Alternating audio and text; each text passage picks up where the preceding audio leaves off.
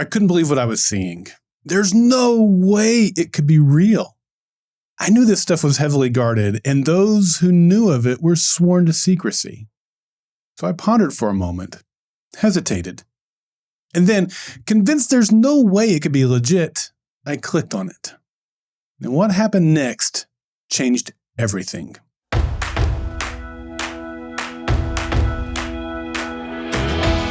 Welcome to Stuff I Learned Yesterday. This is episode 675, Missing the Good Times. I'm Daryl Darnell, and I once had a random person in Vancouver, Canada, mail me a script from Fringe that they found in an alleyway. And I believe that if you aren't learning, you aren't living. Well, my wife and I have never really been big TV watchers. Some of you have heard me say that before, and some of you may be surprised to hear that coming from a guy who has ran a podcast network largely focused on reviewing TV shows for the past 17 years. We typically have the TV on as background noise while my wife reads or cross-stitches and I play Zelda. But every once in a while, a show will come around that captures our attention. The first example of this was a show that premiered on September 23rd, 2004. We saw commercials about it leading up to the show's premiere, and we both thought it looked so interesting that we made sure that we would tune in and on the couch for the first episode, and it did not disappoint. Of course, that show was called Lost, and it literally changed our lives. I don't think I would be podcasting today, nor would I run a podcast production agency if I hadn't tuned in to watch Lost. While both Carrie and I immediately loved the show and insisted on watching every episode live, I must admit I was a bit more enamored with it than she was. I found myself visiting message boards and forums to talk about the show with other fans. There were several people at my job that were fans, and I loved talking about the show with them. It was chatting with fans on message boards where I first learned about podcasting. They told me about podcasts that were dedicated to talking about the show, and I had to learn more. I quickly became a fan of The Transmission, the weekly Lost podcast, the Lost podcast with Jay and Jack, and of course, the official Lost podcast. Now, the official Lost podcast was hosted by the show's executive producers, Damon Lindelof and Carlton Cuse. They vaguely teased future episodes and answered listener questions, and I loved being able to hear and communicate directly with the creative leaders of the show. Like many shows, each season of Lost ended with a massive cliffhanger. Damon and Carlton had given a nickname to each of those cliffhangers and shared them with the podcast audience. Season 1 was called The Bagel, and Season 2 was named The Chala. Not very exciting or interesting if you ask me. But that changed in Season 3. As the end of the season approached, they revealed their codename for the season finale, The Rattlesnake in the Mailbox. Now that's an exciting name. They said it was an ending so unexpected, so shocking, it would be akin to finding a rattlesnake in your mailbox. The ending was closely guarded, protected, teased, but not revealed. So, when I was perusing one of my favorite message boards and found someone claiming to have the entire script for the season 3 finale, I stopped in my tracks. Was it true? No. It couldn't be. It's impossible. But what if it is? Would I rather know the ending now or wait? But that's the thing. This is such a big secret. It can't be real. It's a troll. It's totally fan fiction. So after convincing myself it couldn't be real, I clicked on it. I began reading, and what I read was good. Very good. If this was fan fiction, they had done a great job. I kept reading, and as the story progressed, I became more and more riveted in what was unfolding. Finally, I reached the end, and it was shocking. It was incredible. It was incredible, right? That is, it wasn't credible, right? Well, days later, the finale aired, and we tuned in to watch it live. And by the first commercial break, I knew. Line by line, shot by shot, scene by scene, it all matched perfectly to what I'd read. And as the episode progressed, it was the same. And I was devastated. The episode arrived at its conclusion, and I already knew what would happen. The rattlesnake in the mailbox was revealed, and while I enjoyed it and seeing my wife's reaction, I'd ruined the experience for myself, and I was sick. Here's what I learned.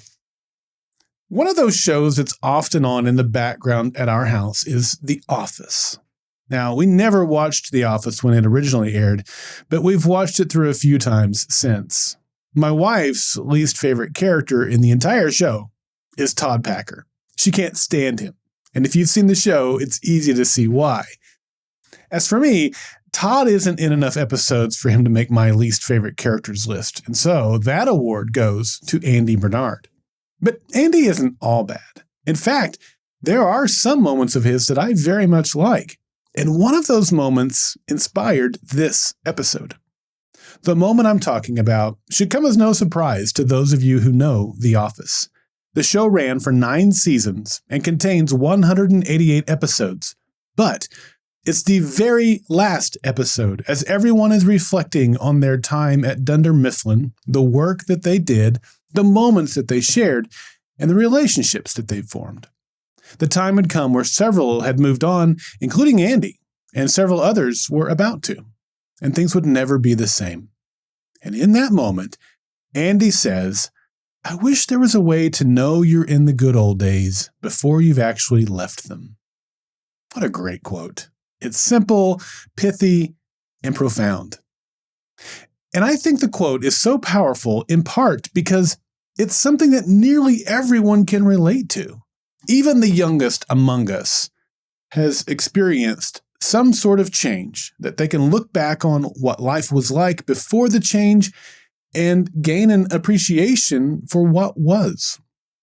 As they reflect, it's common to feel a sense of loss or sadness, nostalgia, longing, and even regret. We've all been there, Andy. 2 months from now, I'll turn half 100. If I'm lucky, I'm middle-aged. Statistically, I hit middle age at age 39. The older I get, the more reflective I get. And no, I don't mean the kind of reflection that comes from the light bouncing off my scalp where hair used to be. I mean the type of reflection that comes from introspection. Like Andy, I can look back at several moments in my life where I was completely unaware that I was in the midst of the good days. Those moments of reflection leave me just as I described earlier, sad, nostalgic, and even regretful. The regret I felt after watching the season 3 finale of Lost is something that I still feel today. As I've reflected on it, I've realized it connects to Andy's quote in a powerful way. I regret that I robbed myself of the best experience. Like Andy, we look back at the moments in life and we feel regret. We realized we missed something. Oftentimes we realize that we missed recognizing the great things that were around us. Why? Because we were focused on the wrong thing. We're thinking ahead about tomorrow's meeting, planning for retirement, dreaming about what we want our future to look like, imagining how we can improve life in some way, and envisioning what that will look like. Meanwhile, life is happening all around us, and we're missing it. When I'm honest with myself, I wanted that leaked script to be true. I wanted to get ahead. I wanted to be one of the few that knew what was happening before everyone else. I wanted tomorrow, today. Is there a way to know you're in the good old days before you've actually left them? Yes. As the great philosopher Garth Algar once said, live in the now. Focus on each day. Be in the moment. Sure, we should plan, dream, think ahead, and imagine, but never lose sight of today. Every single day, good days, bad days, and all of those in between are a gift. Those bad days are often the best ones when we look back on them. Those good ones are wonderful and often help carry us through the bad ones. And those mundane ones, those are where the unexpected memories are made. Regret leads us to that desperate, broken place, wishing we could go back. Unfortunately, there is no going back. However, today is still before us. It is a gift. It is the present. It is ours to take hold of, appreciate, and make the most of. And if we do that well, we'll look back on this day with joy and be grateful for the memories and moments it gave us. I'm Daryl Darnell, and this has been Stuff I Learned Yesterday. Well, I want you to be a part of the next Monday mailbag coming up in 3 weeks on December 29th. The submission deadline is Tuesday, December 23rd. Monday mailbag is your opportunity to share what you've learned so that other listeners and I can learn from you.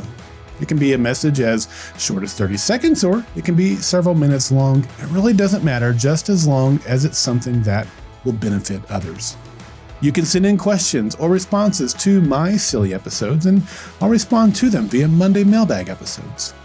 You can participate in Monday mailbags by visiting the Golden Spiral Media listener feedback page at goldenspiralmedia.com/feedback, or send me an email at feedback@goldenspiralmedia.com.